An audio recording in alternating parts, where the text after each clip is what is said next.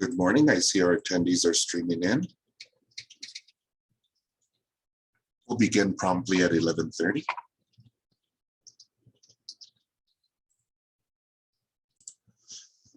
Hi, everyone. Thanks for joining us for the Basic Steps to Starting a Business webinar. My name is Christopher Garcia, and I'm the Business Development Specialist at the Sbdc at UNM Valencia campus. We created this webinar off of a great document on our website called, you wouldn't believe it, the Basic Steps to Starting a Business. My contact information is on the slide, and a PDF of the slides will be emailed to you following this presentation. But before we begin, I want you to raise your hand for me if you could see my slides and hear me. Perfect. Thank you, guys.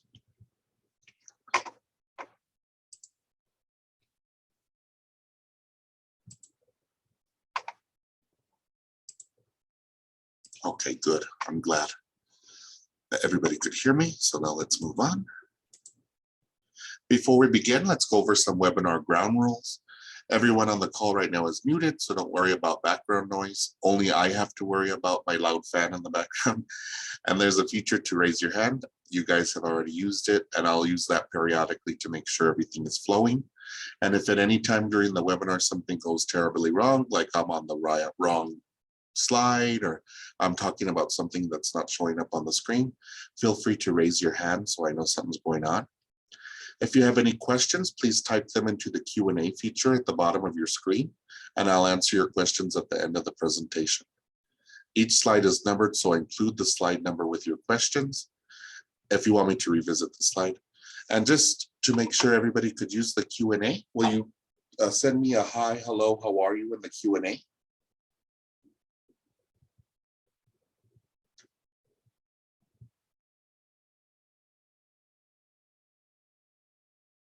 Hi, Candice. Hi, David. Howdy, Charles. And I'm well, thank you, Isaac. Nice to see you here. Perfect. I see that most everybody on the call knows how to use the Q&A feature, so please make sure to use it. Hello, Joseph. And if anything else that you don't want in the Q&A, you could chat that over, like maybe you could say something to me like you're on the wrong slide. You could put that in the chat if you want to.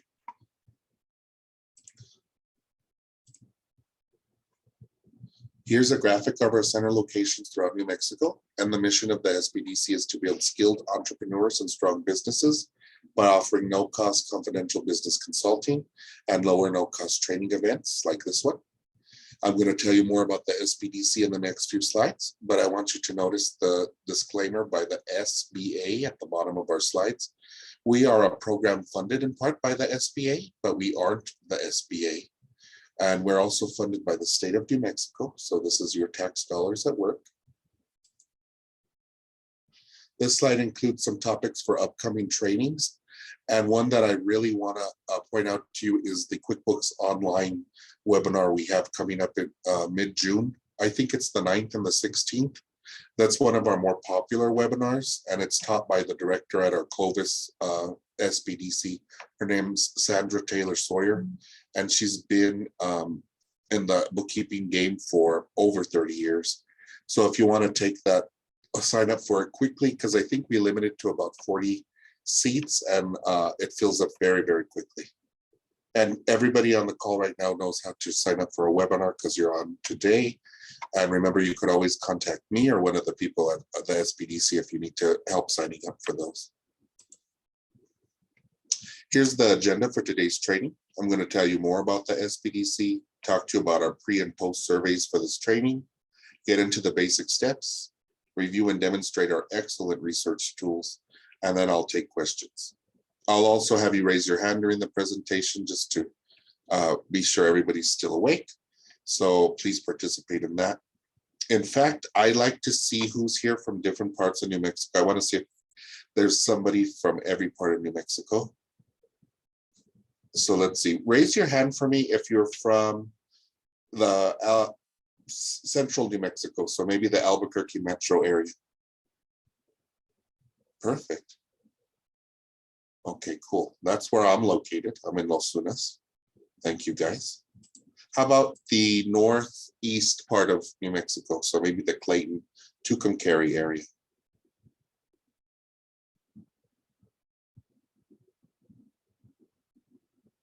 No, I don't see anybody from that part of New Mexico. How about the northwest? So maybe Farmington sort of area there. No norteños in my crowd today, probably because of the fires going on, sadly. How about the southeast part of New Mexico? So maybe the Hobbs, Lovington sort of area.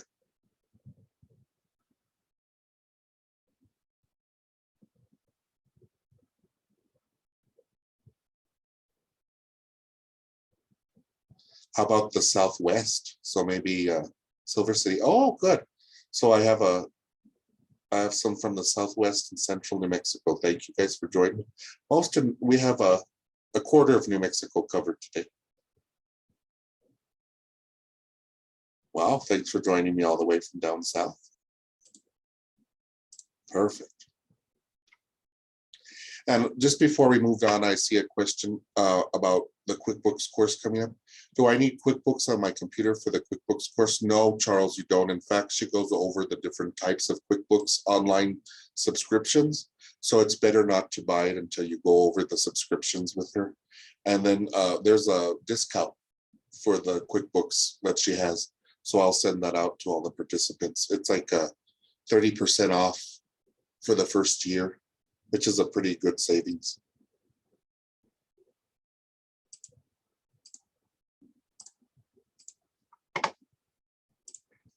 Okay.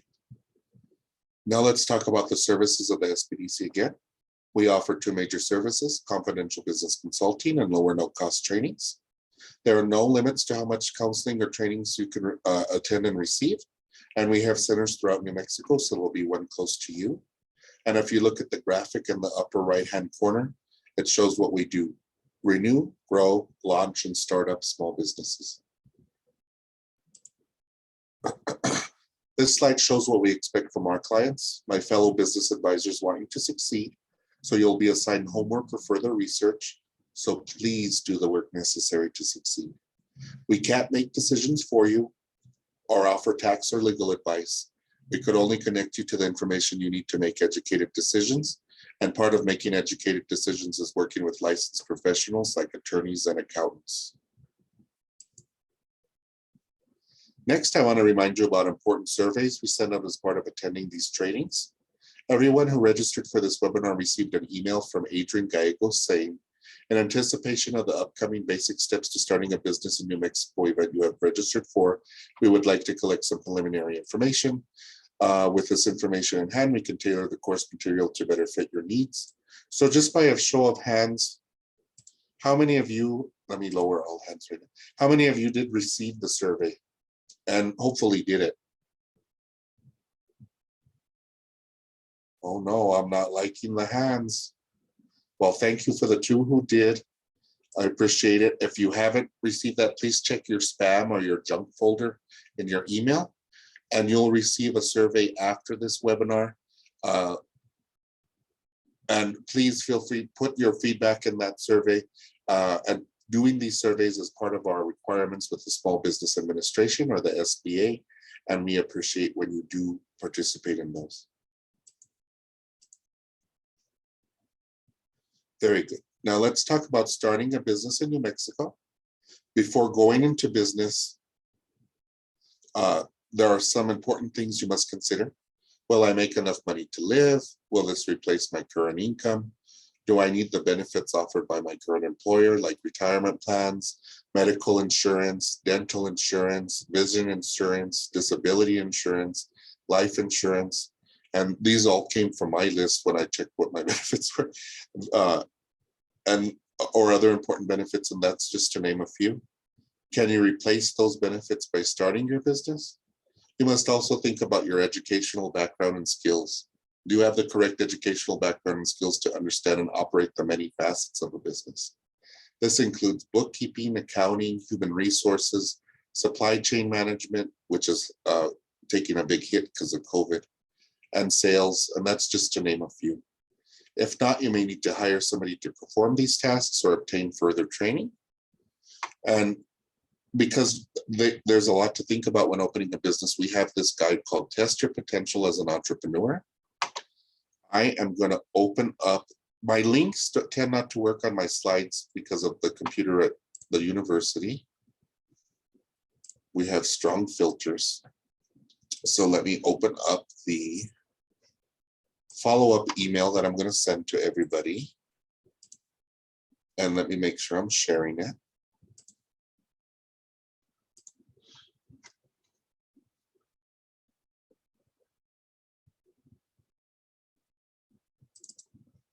Okay, would you raise your hand for me if you're seeing the document on the internet that says view as web page? It has our logo and says basic steps for starting a business. Oh, thank you, thank you, thank you. More people raised their hand just to tell me that they saw this than took the survey. So I'm very disappointed. I'm just kidding with you guys. So let me chat over this link to everybody on the call right now. I'm going to chat it to everybody. And you could access the follow-up email using that link until I send it out to you. And when I send it out to you, please check your spam or your clutter box, because sometimes my emails go into that box because we send them to a lot of people. And on this email you're going to receive, or you could access now using that link. And please, guys, tell me if that link works for you. You might have to copy and paste it into your internet window. But if it doesn't work for anybody, please put that in the chat or the Q&A for me. But let's go to the document. This is all the documents or links we're going to cover in today's webinar. And the first one we want to talk about is the Test Your Potential as an Entrepreneur.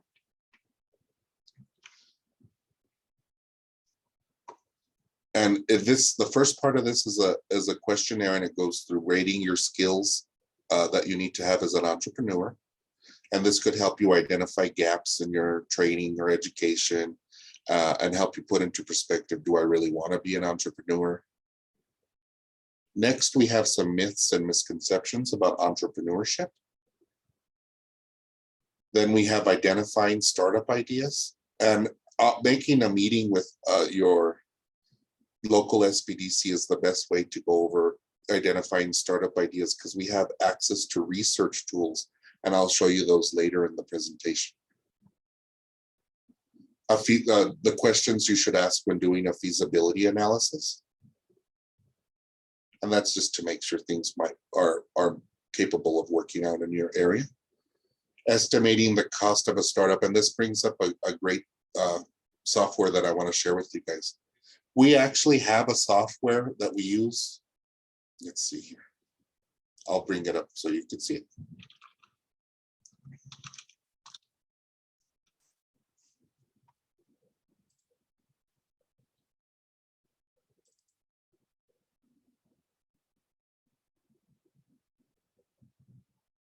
We have a great financial projection spreadsheet, and we could create financial projections for a business with very little or very quickly with very little information. And it's basically everything outlined in the document here about estimating startup costs, but it creates 3 years or up to 5 years of income statements, cash flow statements, and balance sheets for a business. So if you're interested in doing that, it's a great thing to do before you start up any sort of business. Get with your local Sbdc. We call that the South Dakota spreadsheet because it came from our Sbdc in South Dakota. Next, we have the personal living costs. It's very important for you to know how much you need to live, so that puts that into perspective for you. We have estimated business operating costs, which again, we could transfer to the South Dakota model and create a set of financial projections for you. Here's a recap of the costs. And then the document on which this webinar is based, the basic steps to starting a business. And on the back, there's 13 of those steps. And on the back of that sheet is contact information for agencies you may need to contact when starting a business. So that's the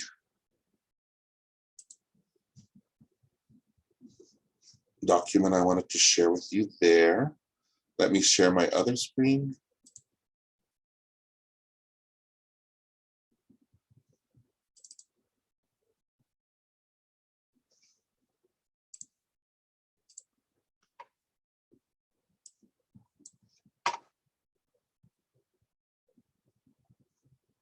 Let's go to the current slide. So we're now on step 1.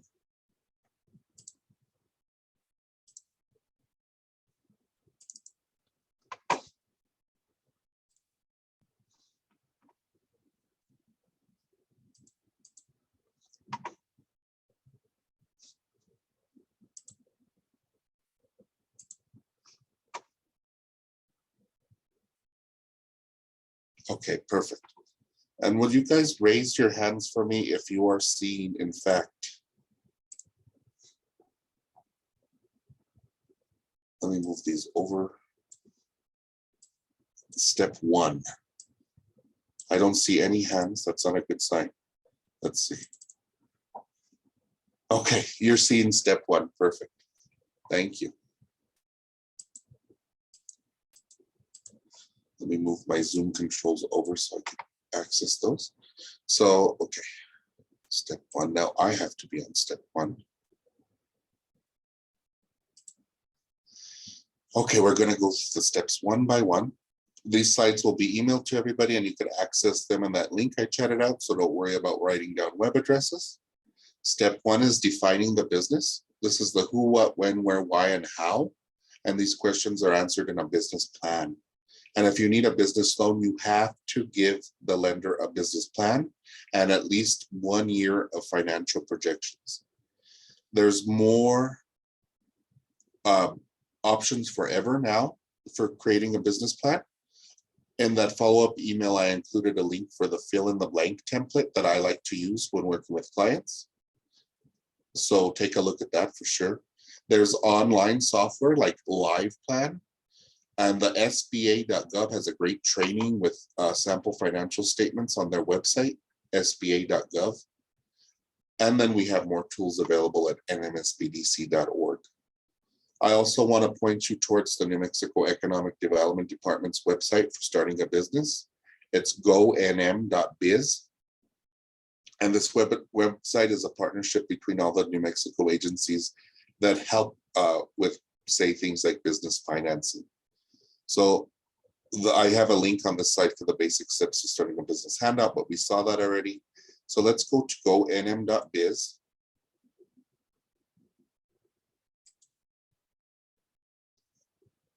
Let me move it over, make sure it's working for everybody.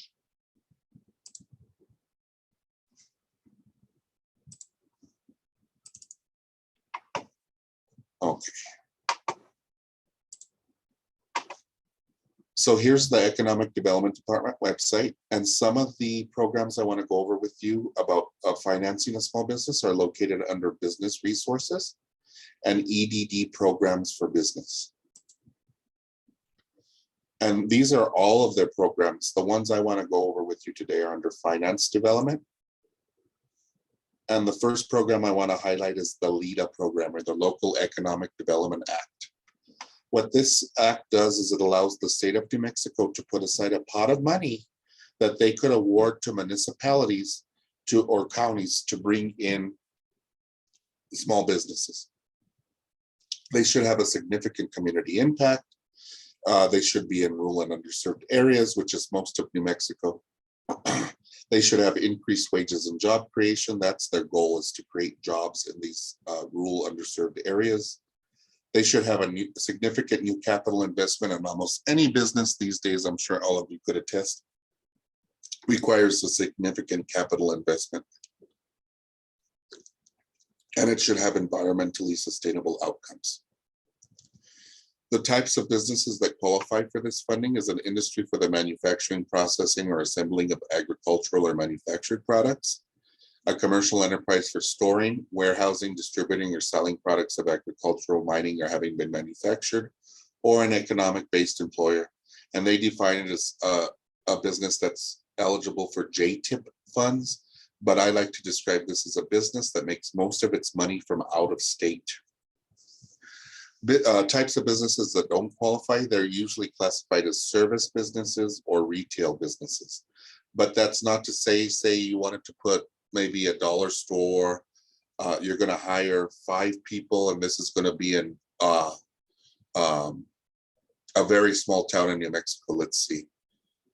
Mountain Air, New Mexico, and you're really going to bring 5 jobs into Mountain Air, New Mexico, they may consider you. So even if you don't fit into the top 3 categories, reach out to them and see if they will consider you. The person here is, I think it's Mr. Torres. Let's see who does this one. Jennifer Myers. It seems like Jennifer Myers or this person right up here.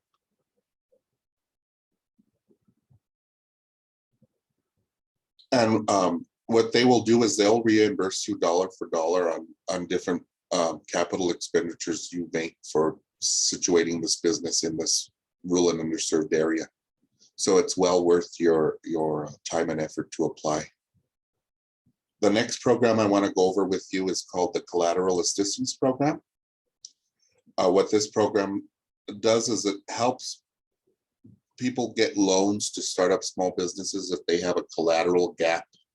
So when you're applying for a loan, sometimes and most of the time for small businesses, things that aren't collateralized like equipment, real estate, and things like that, say money for marketing or money for software, lenders like to get collateral on that, like a car title, equity in a home, something like that.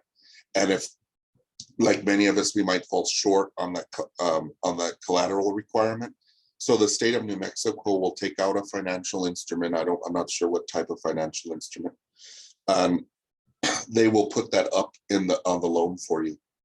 And it's very general criteria for who qualifies. Its business purpose is one of the industries listed in the North American Industry Classification Systems code list. So that's almost every single business in the world. A business is considered small under the U.S. Small Business Administration guidelines. That's if you're making under $5 million and have less than, I think it's 100 employees. Employs 750 employers or fewer, and the business is located in New Mexico. So if you need help getting a loan and you just don't have that collateral requirement because maybe you're taking out 6 months of operating expenses, this program could help you. They only work with these lenders, so be sure to explore your lending options. And there's some lenders here that are nonprofit lenders. That includes DreamSpring, the Loan Fund, the Lift Fund, Enchantment Land CDC, West, and let's see if there's any other on this list. DreamSpring, I said. RCAC might be a nonprofit lender as well. But explore your options with the different lenders. And really the only lenders who will consider a startup business are the nonprofit lenders like Loan Fund, DreamSpring, West, Lift Fund. The next program I want to go over with you is opportunity zones. So what opportunity zones are there zones designated as low, not so economically doing well, but have the ability to raise those economics through the Opportunity Zones program. And if you want to situate yourself in one of these zones, and these are the zones in orange, yellowish orange, the zones in purple are public-private partnerships for things on the Pueblos. So I'm going to zoom into the Valencia County area because that's where I'm at. And these zones highlighted in this orange yellow color are zones that enable you to use money from an opportunity fund. And what an opportunity fund is, it's a fund set up usually by a private equity firm, a private stock brokerage, and they collect the money that a wealthy individual or a wealthy corporation would pay for capital gains tax to the IRS. And instead of paying the capital gains tax, they could invest it in an opportunity fund. And that money needs to be invested in businesses that want to locate in an opportunity zone. And if they keep that investment for, say, 10 years, they don't have to pay the capital gains taxes until they sell their investment in the opportunity zone business. And opportunity zones help people finance buildings and property. So that's the main thing they help people finance. So keep those in mind.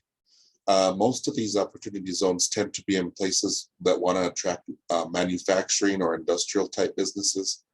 This area right here where I'm circling with my mouse, that used to be the Solo Cup factory in Rio Communities Belen area. This area is Bosque Farms, and they have a lot of old properties that were used for, say, warehousing, storage, and other industrial type businesses. And the whole west side of Los Lunas and Belen, those are areas designed specifically for manufacturing type businesses. They also have down south, since we're talking, we have some people from the southeast. I think this is the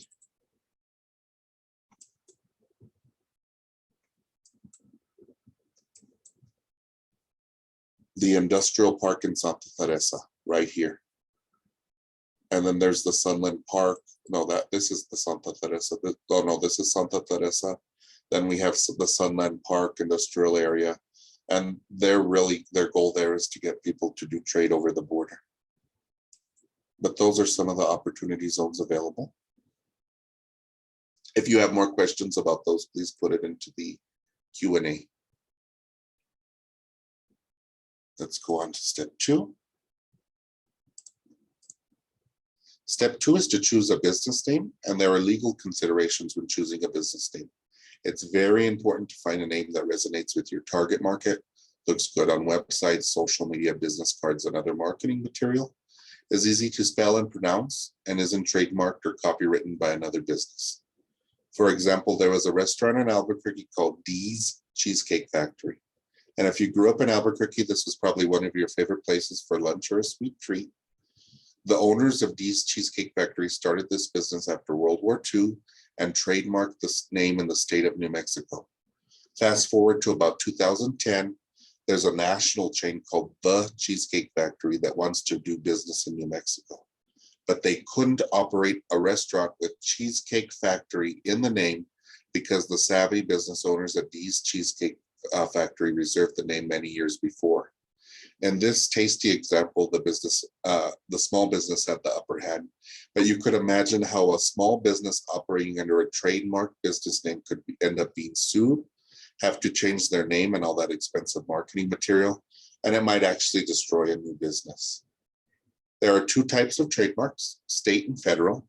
The first website on the screen is for the United States Patent and Trademark Office, and the second is for the New Mexico Secretary of State's office.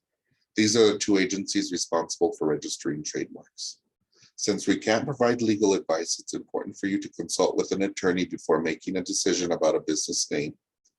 And I'll show you some great resources later in the presentation, including the newest member to our Sbdc team, the Technology Commercialization Accelerator at New Mexico Tech, staffed by Estefanita Rawlings.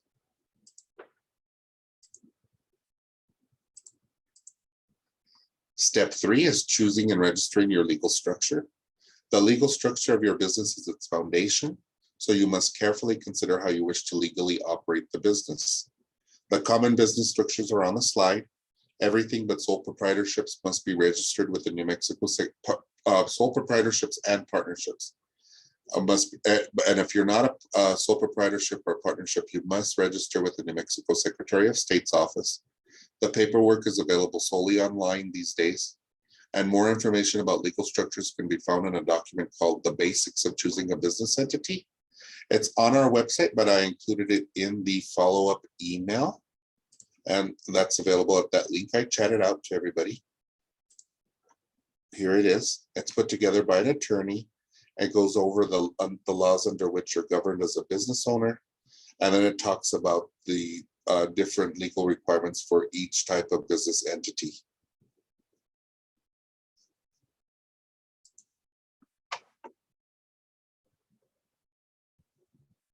You can also consult with an attorney or a certified public accountant, and they offer programs where they could set up all do all this paperwork for you, but only certified public accountants and attorneys are licensed to do that.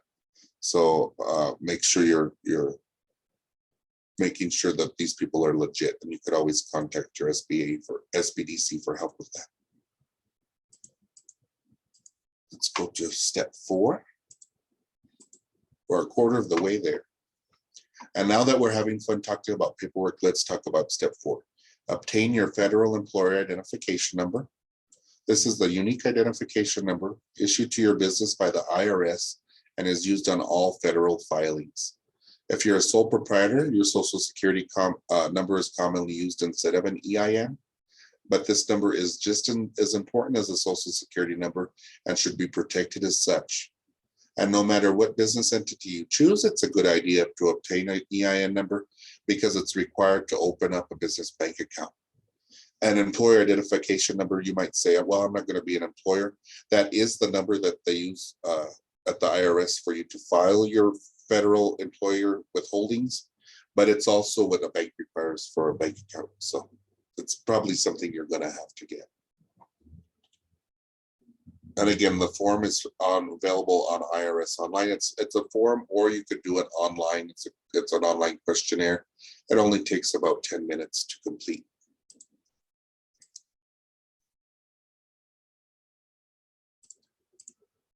Continuing with paperwork requirements, step 5 is to register with the New Mexico Taxation and Revenue Department to obtain a gross receipts tax ID number, also called a BTIN, Business Taxpayer Identification Number. They used to call it CRS numbers, and everybody thinks of them as CRS numbers, but they did change the name of that to a BTIN. And you might be wondering, what the heck is a BTIN and what is it used for? Well, it's a unique identifying number used by the New Mexico Taxation and Revenue Department to record and track your business's collection and payment of gross receipts tax. If gross receipts tax is a new term for you, you might recognize it as the tax you pay whenever you buy goods or services in New Mexico. It's usually around 8%, and it shows up at the bottom of your receipt. The online registration form is free to complete, but you may want to seek the advice of a certified public accountant or bookkeeper when completing the application, because this might not be something that you're going to collect and file yourself. If you are, it's not very difficult. They have great webinars on their website, and I'll show you where that link is on the follow-up email. And you must file your gross receipts tax reports on a monthly, quarterly, bi-yearly, or annual basis.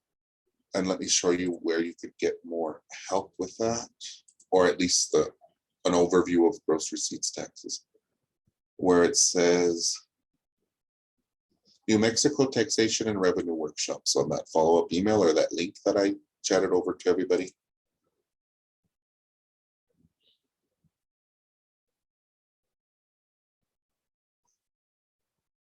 And they have a new business workshop and a new employers workshop. If you're going to have employees, take both. If you're not going to have any employees, you could get away with the first one. And then they have an accountant who comes, our certified public accountant, who comes in and talks about your federal tax obligations. They usually do these presentations twice a month. They have the presentations, you could access them right away. Yeah, they do them. Yeah, twice a month, maybe even more now. Yeah, twice a month usually.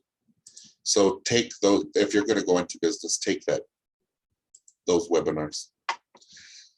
I have a question. Speaking on this topic, I have a question. It says, after recently registering my business, I received a certificate of status request from a New Mexico certificate service. Do I need to pay the $87 to submit this form? Thank you for asking this, David. No, that is a scam. New Mexico certificates are everything that you did when registering your business, you probably registered through the Secretary of State's office and then got a gross receipts tax number from the New Mexico Taxation and Revenue Department. You do not need to pay an $87 fee for anything. And I do appreciate you bringing that up, because that is a common scam.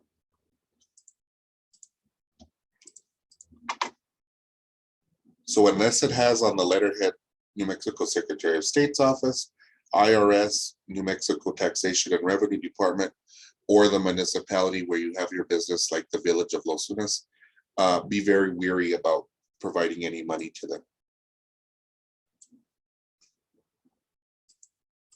Let's move on. Step 6 is to obtain your local business license and other applicable licenses. When doing business in New Mexico, you need a business license in the municipality or county where you have a physical presence. For instance, Teofilo's restaurant in Los Lunas has a physical presence in Los Lunas, the village of Los Lunas. So they get a village of Los Lunas business license. If they had a food truck and did business in both Belen and Los Lunas, they would have to obtain a temporary or full business license in both places. And some of you might be thinking that you'll do business online or in another state. This means getting business licenses in any place where where you will physically conduct commerce. And that's also called a tax nexus if you're talking to the IRS or the New Mexico Taxation and Revenue. Each municipality or county has different requirements for obtaining a business license. So check with the municipal or county office or consult an attorney for further advice. For instance, Rio Communities asks you to sketch the floor plan of a business, even if it's a home-based business. I've had some home-based business owners say, why do I have to sketch a floor plan? It's just a room in my home. It's just a requirement from the city of Rio Communities. And the Socorro County doesn't have a formal business licensing process. They just have a letter on their website that says, please get your gross receipts tax ID number before you begin business in Socorro County.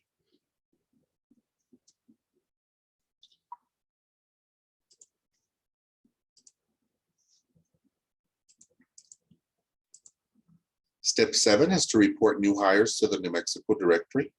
The link to the directory is on the slide, but this brings human resource considerations into light. Human resources is a very important part of any business and comes with many legal and accounting considerations. You can always contact an accountant or attorney for specific information, but I included links to 2 good resources for learning more about employment procedures and laws. Our partners at ComplyRight have a great learning resource webpage with lots of resources for small business owners. Let's see if the link on the slide will take us there.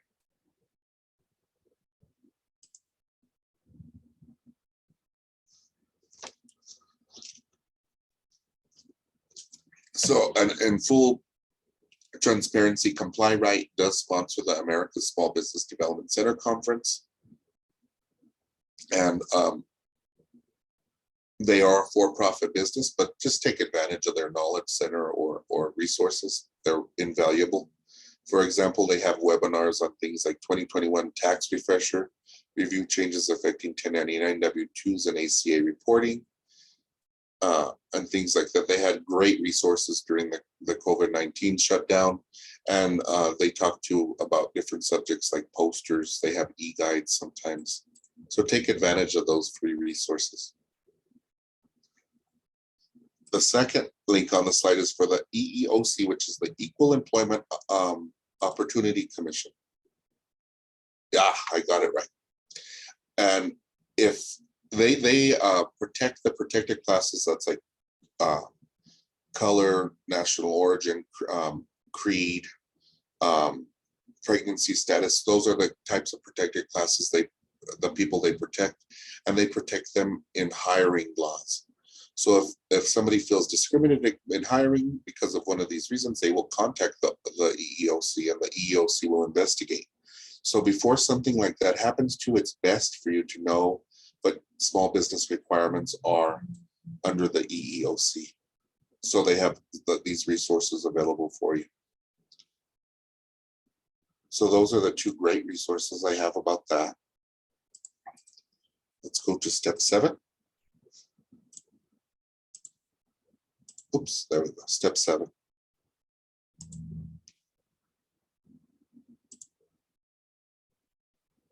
I just went over step 7 and it probably wasn't on the slide. Let's see if I got that in here.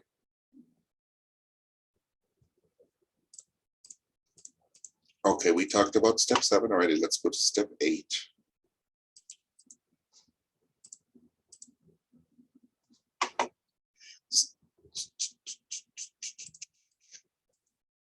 Keeping with the HR trend, step 8 is if you have employees, you may need to complete Form ES 802. This is a required form for the New Mexico Department of Workforce Solutions or Connections. And the Department of Workforce Solutions has many services, tax credits, and learning opportunities for small business owners. So I included a link to their business outreach page on their website. And some of the common services and credits that the Department of Workforce Solutions offers, they have tax credits, mainly for hiring veterans. They have learning opportunities. Sometimes they offer space for interviews. They have pre-employment screenings like typing tests, and their main attraction there is the job postings and recruitment.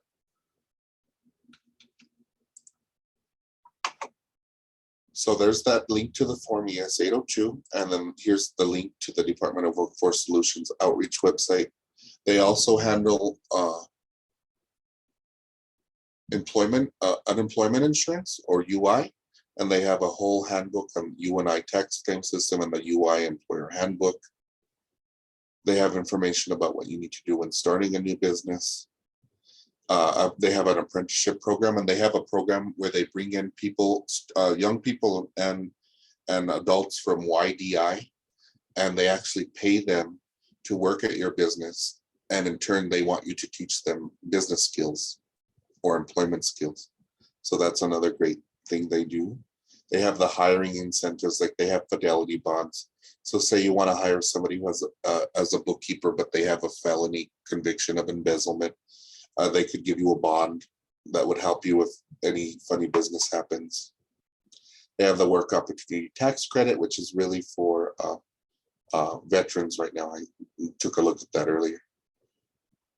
They could help you write job descriptions, post those jobs for hire. They have the wage and hour people that talk about minimum wage and what happens there. So if you're going to have employees, take a look at this website. Let's go to step 9. Step 9 is if you have employees, seek the assistance of an accountant. You can see all the tax acronyms on the slide, and if you aren't willing or able to deal with them, please seek out a bookkeeper or an accountant. There's also an IRS. The IRS has a great website. It's called the IRS Self-Employed and Small Business Tax Center. And it goes over all of your federal tax obligations, has all of the forms you'll ever need available to you. That's where you actually apply for an EIN number. And let me show that. Let me see if I could open up the follow-up email. The IRS Self-Employed Individual Tax Center. Here it is. And under what are my self-employed tax obligations, they actually have a booklet, publication 334, and that goes over anything and everything you'll need to know about your federal tax obligation as a business owner. They also have a webinar.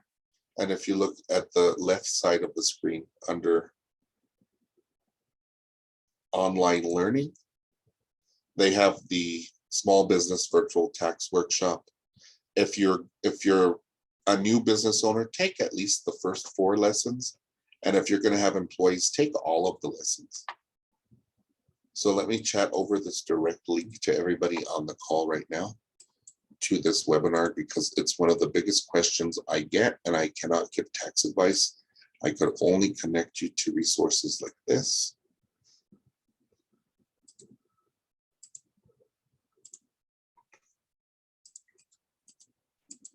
Step 10 is to seek the assistance of an attorney. And we talked about important legal landmines in starting and operating a business, and attorneys are licensed to answer those questions. For patents and trademarks, there are 2 resources. They're not legal resources, but they're resources that will help you. The NMSU Patent and Trademark Library and the New Mexico Technology Commercialization Accelerator. And I have their contact information at the end of our slideshow. I put 2 good resources there. They've since gotten rid of the NM Bar Attorney Referral Service. They used to have a line you could call, tell them your issue, and they would help connect you with an attorney. They know, I haven't seen that on their website, but they still have the NM Bar Attorney Directory. And let me open up that follow-up email. Let me get rid of some of these pages I have open. And then under www.sbnm.org, that stands for www.statebarnewmexico.org.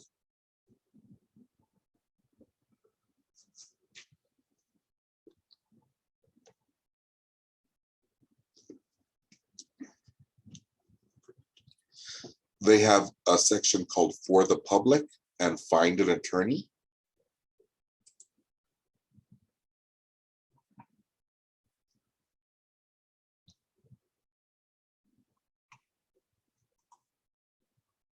This is where you could find a specific attorney, or you could find an attorney based on practice area and practice county. And those are the two I like to use when using this tool. So practice area, they have business incorporations, bankruptcy, they have all the different types of law. The common ones for everybody on the call: business incorporations, probably taxation and employment law. So let's look at business incorporations. Practice counties. If you're in a small town, you might want to go to the next largest county over.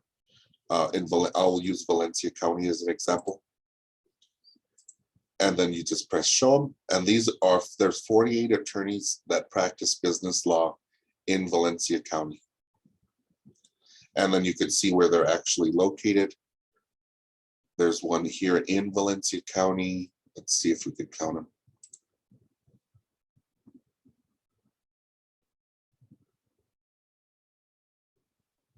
It looks like there's only one attorney who practices in Valencia County proper. That's this one here. But these other attorneys from other parts of New Mexico do practice a lot business law in Valencia County, New Mexico, too, Mr. Davis. So that's a great tool for you, especially if you need an attorney in a hurry.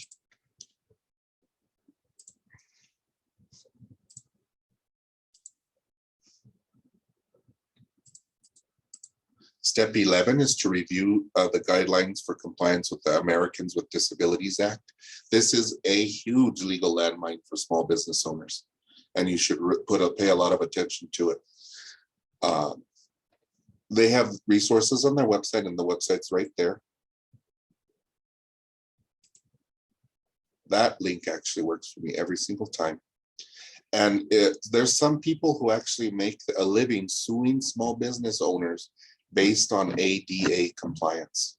So before a lawsuit comes your way, please take a look at the primer for small business PDF that they have right here.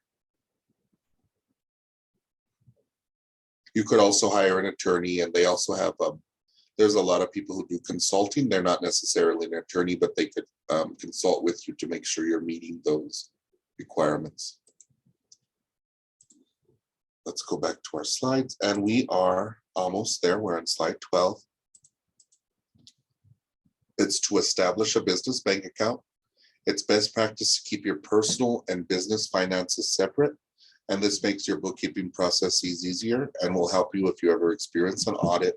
And some people think there's just an IRS tax audit. There's a gross receipts tax audit. There's a state tax audit. So make sure you're keeping your finances properly. The Federal Deposit Insurance Corporation, or the FDIC, has a great learning module for small business owners called FDIC Money Smart for Small Business. Let's see if my link works on the slide. It does. And they have a module just on banking services available for small businesses. I suggest everybody on the call take all of the Money Smart for Small Businesses, Small Business by the FDIC.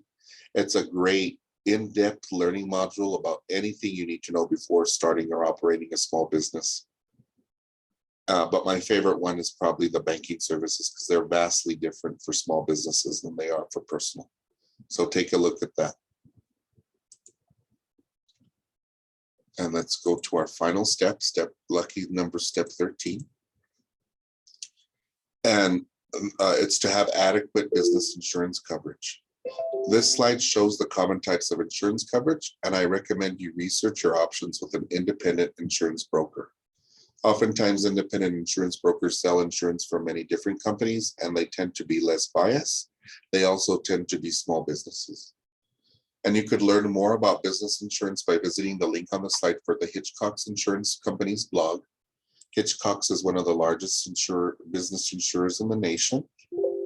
And it doesn't want to open from there, but we'll open it from the follow-up email. That's the dead last link there. And Hitchcock's Insurance, they're the largest insurer in the nation. They do sponsor the America's Small Business Development Conference. You don't have to buy insurance from them. I like to use this page because it's specifically for Sbdc clients. And they have videos that explain what is general liability insurance, what is small business insurance. what is professional liability insurance, and then they have more resources for growing, protecting, and starting your business. So those are the 13 steps, and they include the best resources that I'm, to my knowledge, about starting up these small businesses. Please take a look at them, use them, and take advantage of your no cost and free resources. Next, we're going to go over the research tools that we have available to you. Some are free, the first 4 are free. And then as an Sbdc client, you have access to IBIS World, Reference USA, which is now Data Excel, and a database called Demographics Now. You need to make an appointment with your local Sbdc to get access to these, but I'll describe all of these coming up. Before I go into the research tools, I want to see if anybody has any questions that I could take care of now. Charles says he didn't receive the pre-surveys in his spam or outbox. I bet you, Charles, you signed up on a different email address than the one you use now. But they should go into one of your email boxes. I guarantee it. Let me bring up Q&A. If you have a question now related to the steps, please bring those up to me.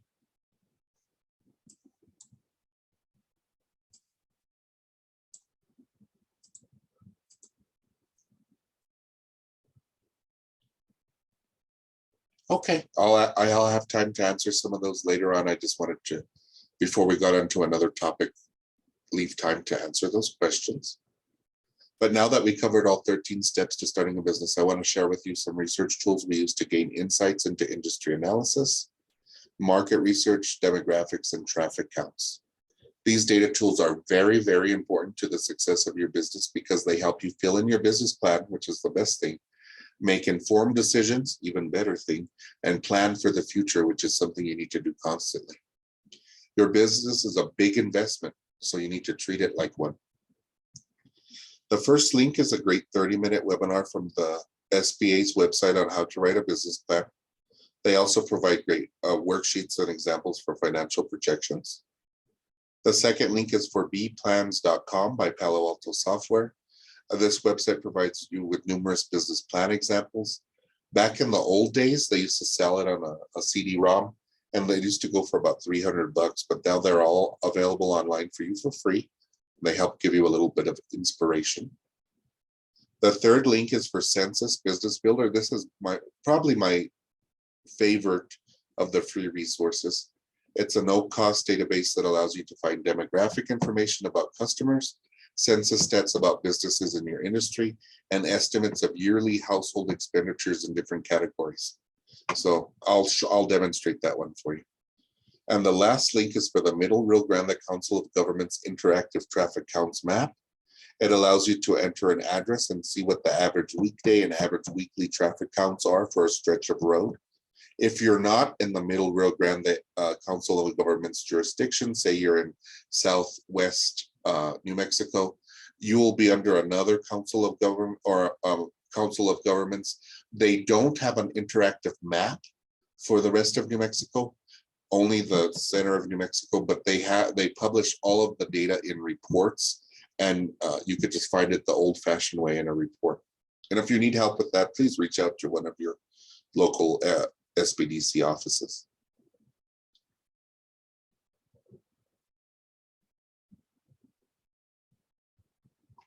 And I got a question before I demonstrate the paid tools, which are IBIS World and Data Excel. And I'm going to demonstrate Census Business Builder. Let me address this question. It says, where do we go to register a limited liability company? And that is the Secretary of State's office. Let me see if I could find that. sos.state.nm.us. And then you go to Online Services Business Portal. And I will chat over this direct link to, or I'll type it in the Q&A. So you go to this portal.sos.state.nm.us/bfs/online/, and you could create a user account right here. Under user login, create a user account, and that's how you will do the paperwork for an LLC. So let's go back to my demonstrating the tools. The first tool I wanted to demonstrate for you is Census Business Builder.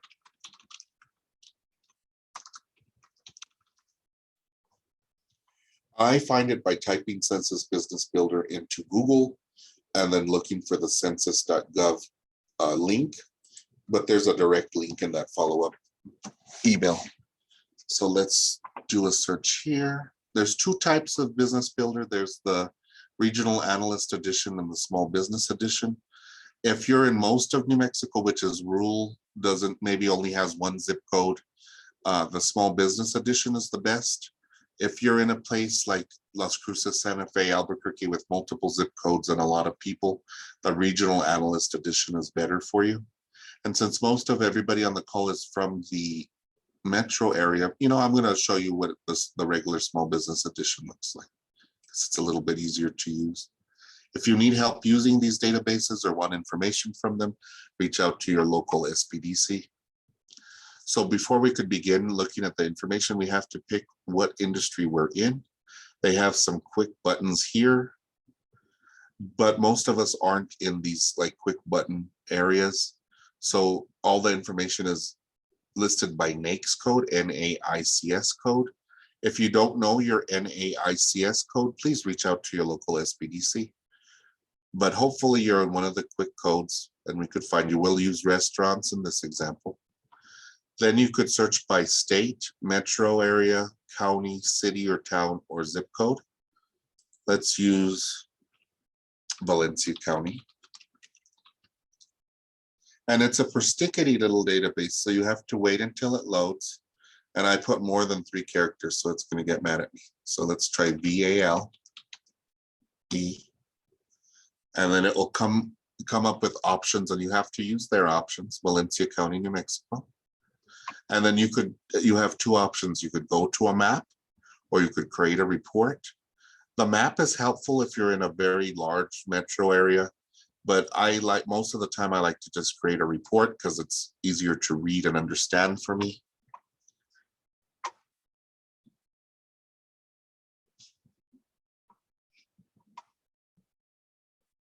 And it builds your report.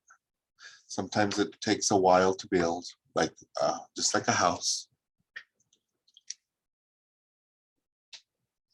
Perfect. And again, this talks about the demographics of your customers, businesses like yours, stats about them, and consumer spending. And this all comes from the census.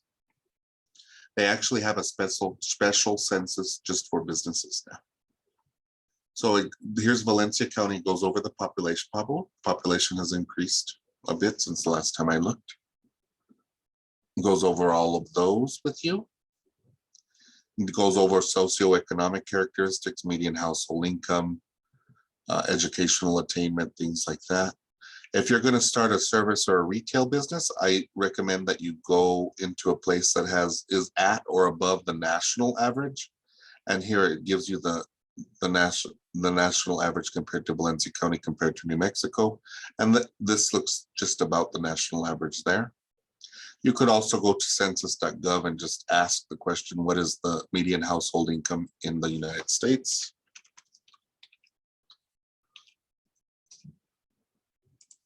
And I type that into Google, and this is from census.gov, and that is 67,521.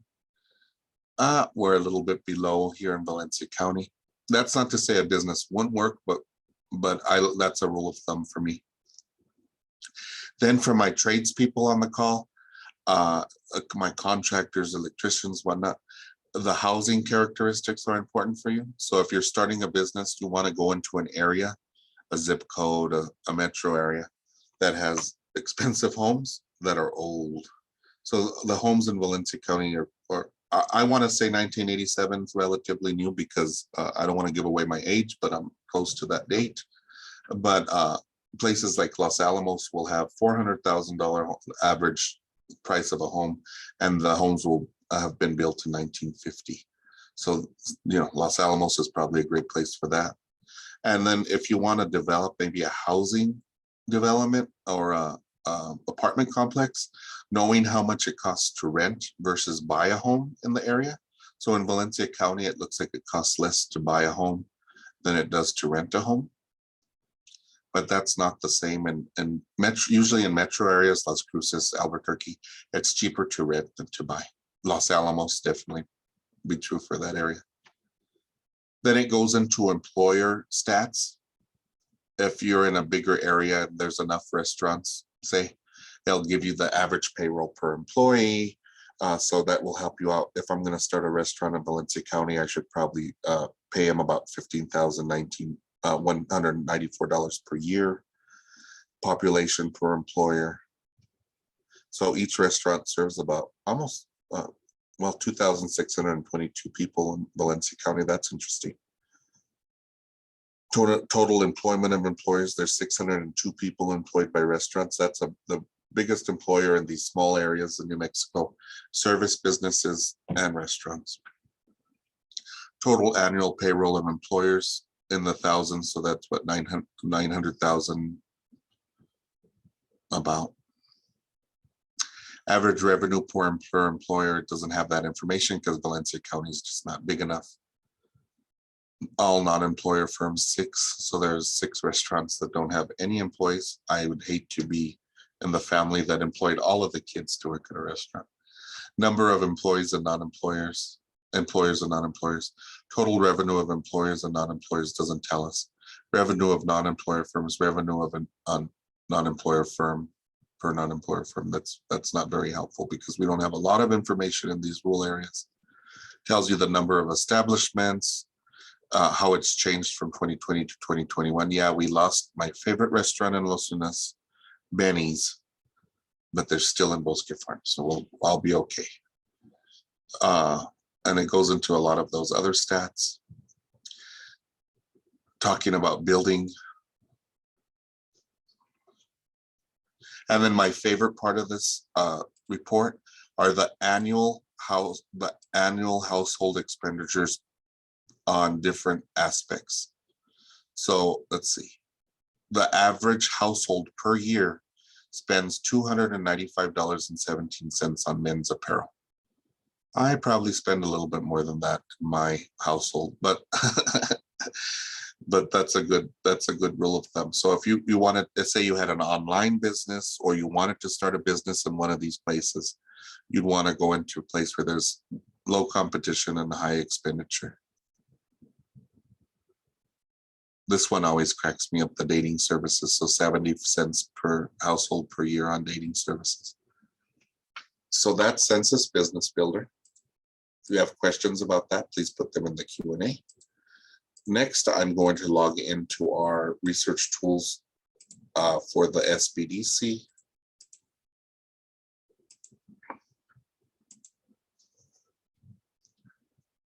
First, let's go into IBIS World. That's my favorite database.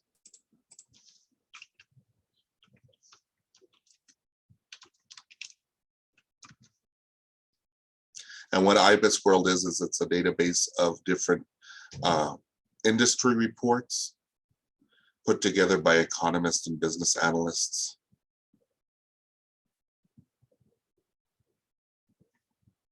Ooh, I'll take the tour later.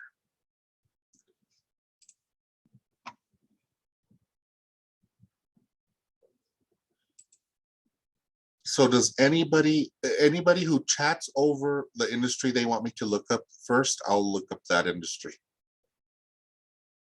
There's some examples at the bottom. Zoos and aquariums. I don't know who I was helping that day, but they're going to start a zoo. If you want me to look up your specific industry, you put that in the chat.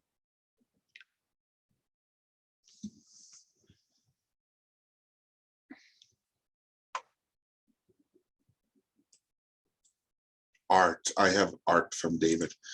Let's see. There's different kind of art. There's artists, and then there's retailing art, and then there's online art retail. And I see there's art dealers and online art sales. So David, which one would you prefer, art dealers or online art sales?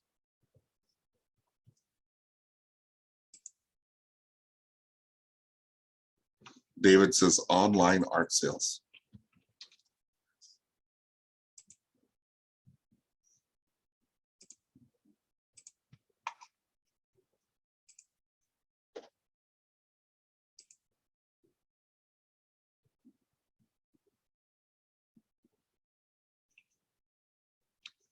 Let me go over the highs and the high points of this report.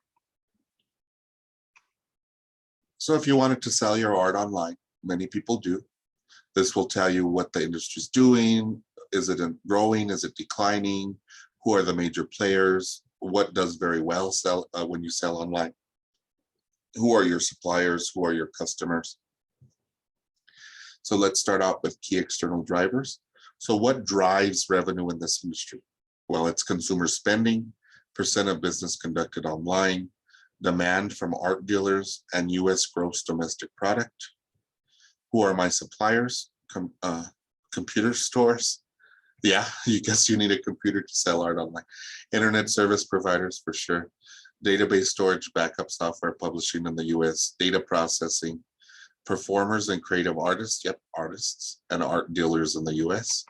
Who are our first tier and second tier buyers? So first, consumers, museums, interior designers, and then donations, grants, and endowments in the US. Gives you some competing industries or other industries. Tells us what the key external drivers are doing, and this is between 2016 and 2021. So the demand from art dealers was down, consumer spending was up, gross domestic product was up, and percent of business conducted online was way up.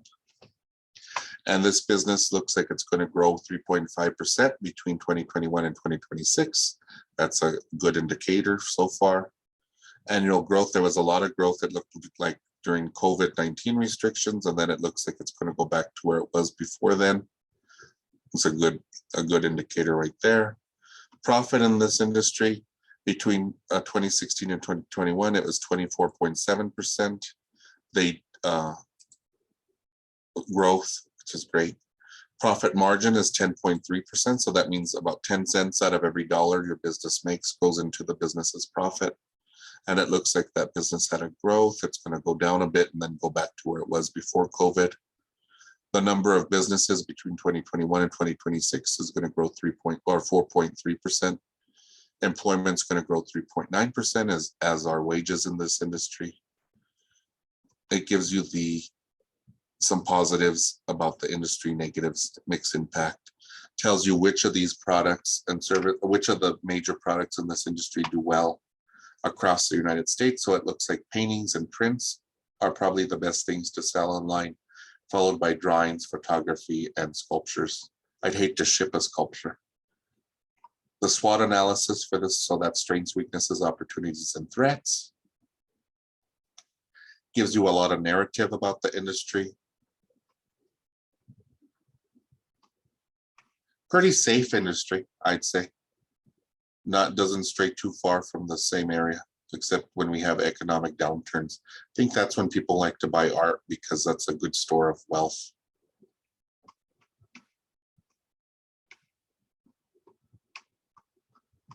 Maybe they're just bored, want something nice to hang up in the living room.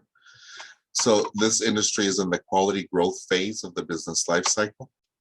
And that's a great place to be when you want to start a new business. I've actually never seen one that far into the quality growth, which is great. And then it tells you my favorite part of this report, who are your major markets? So consumers aged 25 to 44, what do they need and want is what you need to figure out so you could be an online art dealer. Consumers aged 45 to 64, so those are your two major markets. What are you doing to appeal to these markets? How are you going to spend money to advertise to these markets? Then we have cost structures and benchmarks. And say you were projecting that you were going to make, I don't know, $100,000 per year in gross sales. Remember, 10.3% is profit. That's about $10,300 profit. So I think that it's a great way to project out different things for your business. Sorry, I need a sip of water. Let's see. David says, interior designers as a target market, didn't think of that. That's why these reports are helpful. Perfect. Let's see what I have in the Q&A. And sorry if I didn't get to your industry today, please reach out to your local SBDC. I see somebody raising their hand. Mariana, okay, nobody's raising their hand. It was a false hand. So that's IBIS World. Let's look at the final one I want to demonstrate, which is Reference USA, or Data Excel, as they call themselves these days. What this is it's like a phone book on steroids. So if you look at my fill in the blank template for a business plan, they're going to ask you, who are your competitors? So say you're a restaurant.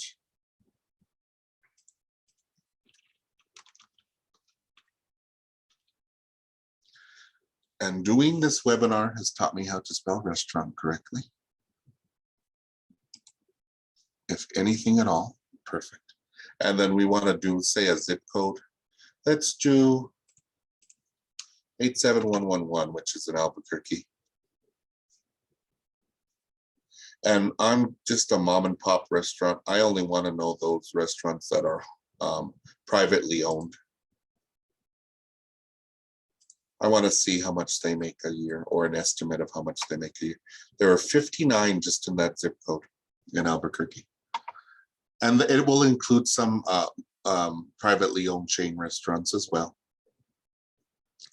So let's see, say I wanted to start a Chinese restaurant in that area. Let's see how much China Garden, let's see what information we could find about China Garden. The location sales volumes, and this is an estimate. I don't know how to take this with a grain of salt, but it says it makes about $142,000 a year. So that's a good starting point. If we're going to do financial projections, it's a good thing for you to know. If you were going to start a restaurant in that area, we could compare it to China Inn. Let's see what China Inn's doing. They're about 189. So you should be making about 150, 160 in a Chinese restaurant in the zip code. Enough to provide you with a good living, I'm sure. El Patron, Dragon Walk. Let's see what Dragon Walk's doing. Ooh, they're doing good at Dragon Walk. They have more employees, probably a bigger business. Tells you who owns these businesses. This is also helpful if you're a business to business type business. So say you do consulting, or you're an art dealer who sells to interior designers. I could look up a list of all the interior design firms in New Mexico, and you could reach out to them. And then my favorite part of this is the consumer lifestyles part of this database. Most of the people on the call are probably selling directly to consumers, services, or products. Most of the target markets are based on estimated home income. And say if I was a restaurant, I would want to target those with incomes of 100,000 or more. And then let's do we could do a lifestyle characteristic, like if we were selling something maybe related to knitting. They have that here, nothing for restaurants in this case, but we have these options as well. And then income, home, and then the area. So let's do a zip code, 87111. Oof, there's a lot of people in a high income level in that zip code you want to be in, y'all, on the phone today. And it actually gives you their names and addresses. So if you wanted to do, say, send out a postcard saying I'm opening up a restaurant, a Chinese restaurant in the zip code, please come in for a free drink with your first purchase or something like that. You could buy this list from Data Excel, and you'll have the ability to call them or email them. This is how we get those spam calls, emails, and spam mail, just so you all know. But that's a great marketing tool. I could also put this on a map.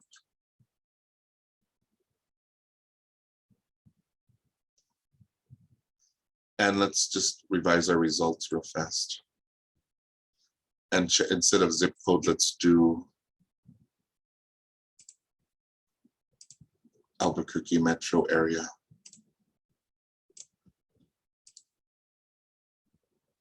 I could put that in a map and say we're looking, where do we start this restaurant? We live in Albuquerque, or we live in the Albuquerque metro area, but where do people have these, where are there a lot of people in higher incomes? What zip code are they in?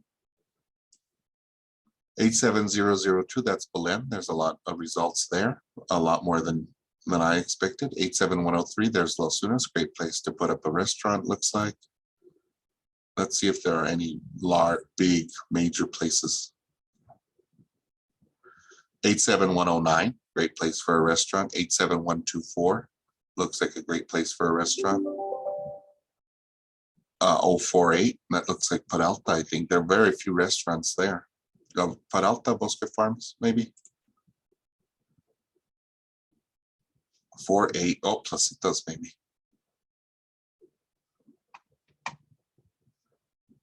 Rio Rancho. Let's see if there are any big ones that pop out to us. Like that's the place for 87111, y'all. That's the place for a restaurant. And 87114, 87120, 87144. Where's that? Algodones? Oh, the north part of Rio Rancho. One result in 87. This poor my area where I grew up. I didn't grow up in Barreras, but I grew up in Martinez Town, which is just off of I-25. But my poor area only has one result. Okay. So those are our research tools. Take advantage of them. They're invaluable for business planning.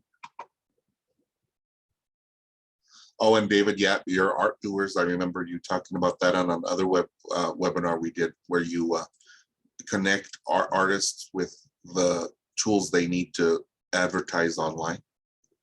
Thanks for that shout out. Let's go back to our slideshow. I have a few more slides.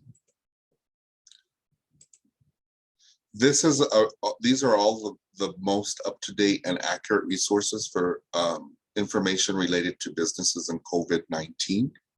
If you have a specific question about that, put it in the Q&A. How we measure our success. Let me talk to you about that. Okay. Now that we talked about how we could help you, this is how you could help the SBDC. As part of offering our services, we need your help to ensure we're around for many more years to come. So we ask you to participate in our surveys, report economic impacts because of our assistance to your local SBDC, and write letters of support to your local legislators about your experience with the SBDC. Again, we're funded by the SBA and the state of New Mexico, so it's very important for you to give that feedback to them. All information is kept confidential and is only reported in aggregate to our funders. And keep that in mind. This slide provides contact information. Oh, let me go on this other side. There we go. This slide provides contact information for SBDC programs PTAC, IBA, and the New Mexico Tech TCA. The Procurement Technical Assistance Center is a government-funded program providing assistance to small businesses who want to sell their goods or services to the government, educational institutions, or tribal entities. The International Business Accelerator is a one-stop shop of resources for New Mexican businesses and individuals wishing to introduce their product or service into the global market. And the New Mexico Tech Technology Commercialization Accelerator offers no-cost confidential counseling regarding intellectual property. My friend Steffi, she's a great resource for everybody with patents, trademarks, copyrights, researching that stuff, getting to know how to apply for them. This slide continues. Oh, let me go to the next slide here. This slide continues the list of small business resources: SCORE, or the Service Corps of Retired Executives, WEST, or the Women's Business Center Program, and VBOC, or the Veterans Business Outreach Center.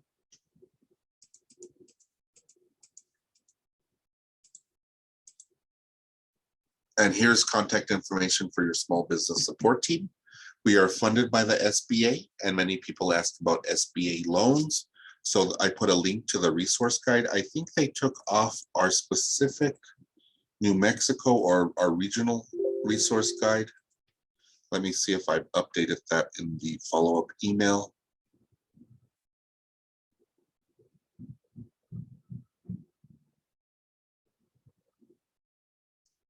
I didn't, but many people ask about SBA loans.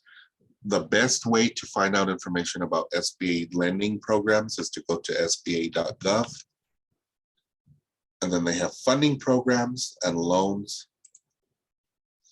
And they also have a cool program. I'm going to chat this over to everybody on the call right now. They have a great program called Lender Match, where you type in what you want, what you need from a lender, and they'll connect you to a lender willing to do a loan with you. But I wish that resource guide was back online. I really do. Okay. Let's see if I have any more slides. Nope. That concludes our slideshow. I wanted to leave a little bit of time for Q&A, so that's what I'm going to do now. Let me stop share here, and I'll show myself to y'all. And let's see. I have one Q&A so far. I started my website in March, but just registered my business as an LLC in May. When is the accurate date for date business was started? I would say put in the date you applied for your LLC, because that's available as public record online, and that's a good date for the start. Say in March you were still researching the attempt. It was more of a hobby than a business until you got your LLC. So I hope that helps you out, David. We have 9 people left on the call, so if you want to talk instead of typing out a question, raise your hand and I'll allow you to do that.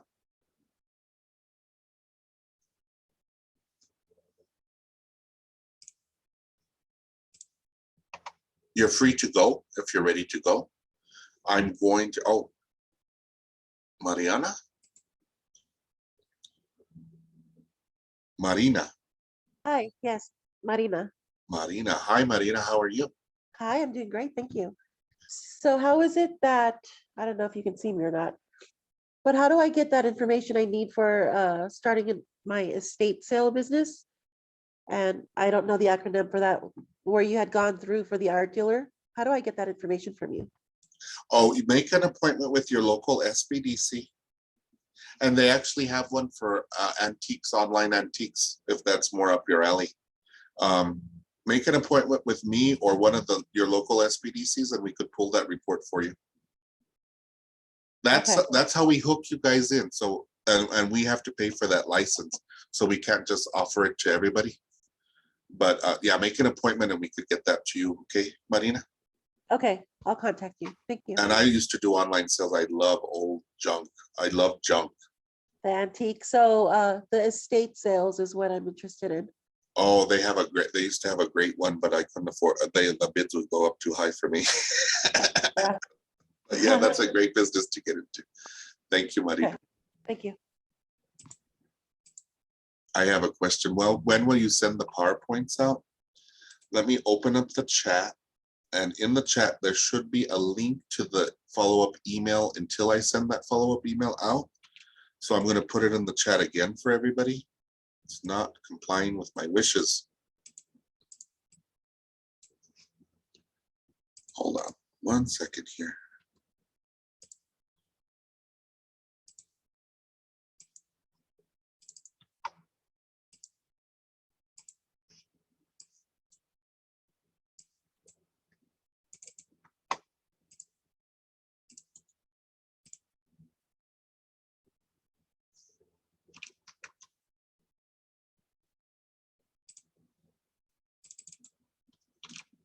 Okay, you will be able to access the PowerPoint through that link. I'm going to type it in the Q&A as well until I send out the email. And then once I send out the email, you'll have it in your email box.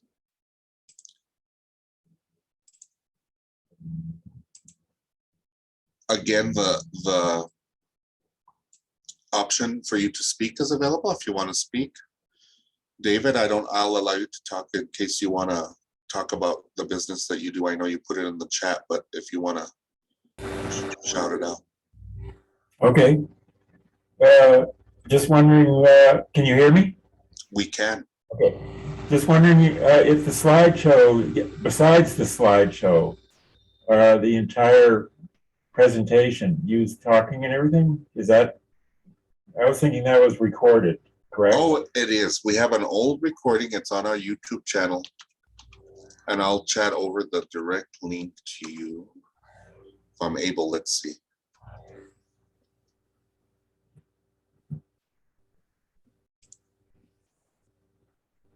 At America's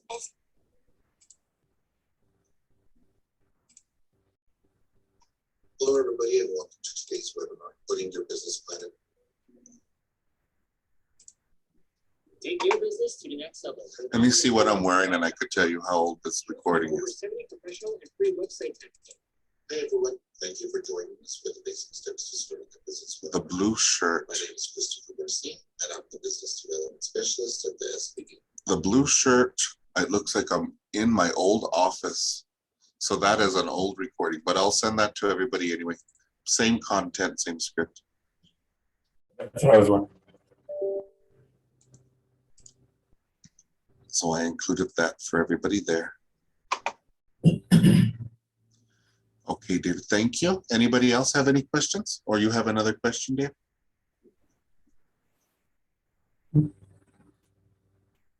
No.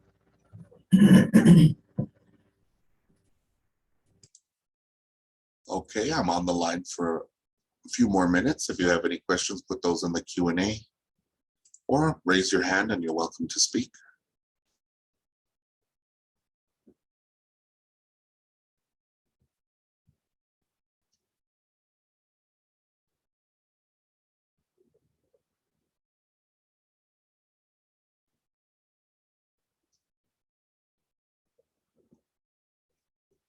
Okay, I don't see anybody raising their hand, and I don't see any questions in the Q&A. I'm going to stop recording.